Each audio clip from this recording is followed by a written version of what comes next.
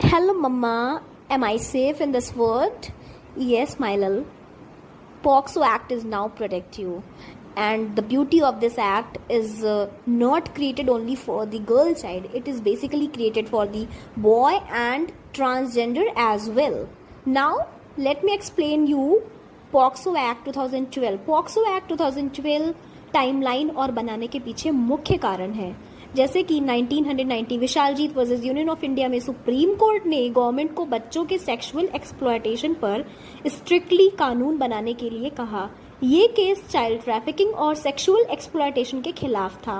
वहीं 2007 में अगर हम बात करते हैं तो national study on child abuse ministry of women and child development की रिपोर्ट में आता है कि 53% बच्चे सेक्सुअल अब्यूज का शिकार बने। ये रिपोर्ट एक आई ओपनर की तरह बनी, जिसमें एक्ट बनाने का बेस भी क्रिएट हुआ।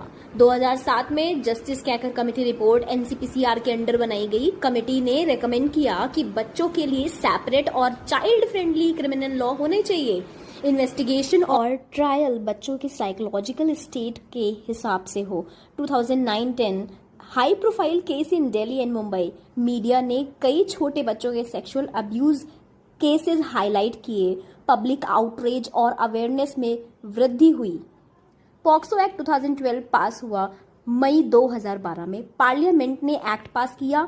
नवंबर 2012 पॉक्सो एक्ट इन्फोर्स हुआ। जेंडर न्यूट्रल लॉ क्रिएट हुआ। स्ट्रिक्ट पनिशमेंट मिली and child friendly trial process.